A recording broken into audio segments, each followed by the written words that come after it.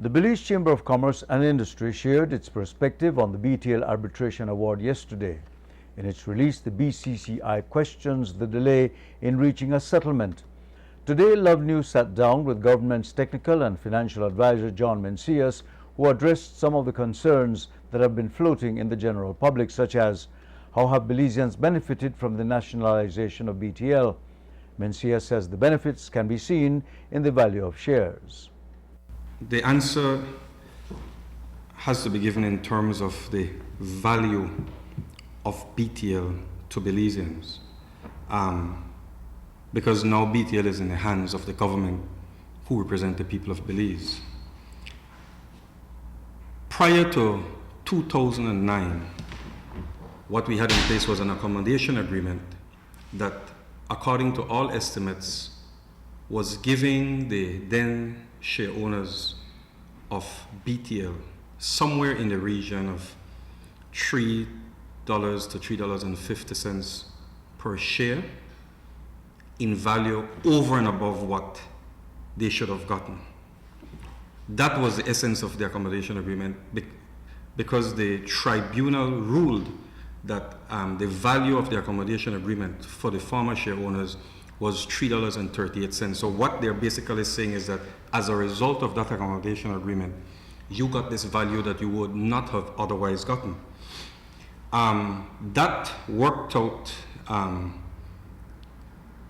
to $270 million in today's money.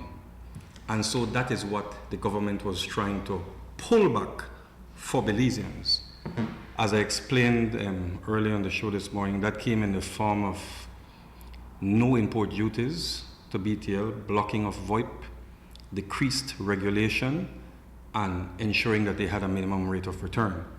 So to repeat, the purpose of the nationalization was to negate the effect of the accommodation agreement, which basically moved value from the people of Belize, either as customers or the government, to the share owners.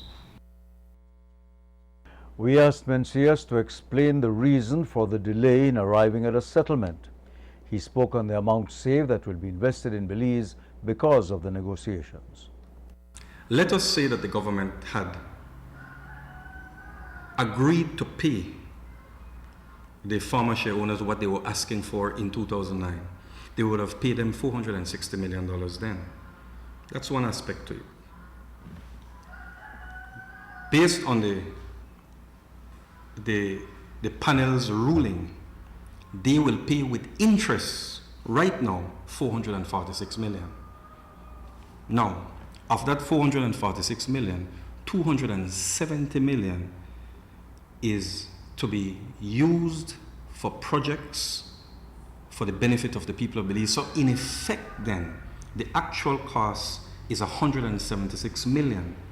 Compare that now to what I'm saying they would have paid $462 million back then. Now, there's this argument, as we have heard, that, okay, if you would have paid it back then, you would have been able to stop or to not pay interest on the amount. That is not true. How would the government have paid the $460 million? It would have had to borrow. The government doesn't have that amount of money. It would have had to issue treasury notes or something of the like.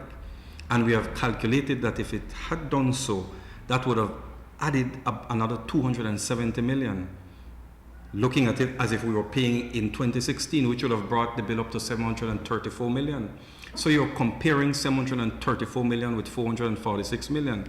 Even if some people want to argue that, yes, but they would have negotiated the number down. Good. The share owners were claiming that of that $10.23, $3.10 was due to the accommodation agreement. So let's take out that $3.10. You're still at $7.13. When you look at that again in terms of $2016, assuming that you finance it with treasury notes at 7%, it would have come up to $512 million, which is still more than $446 million. And as I've told you, they would have had to pay that 512 would have gone to the share owners.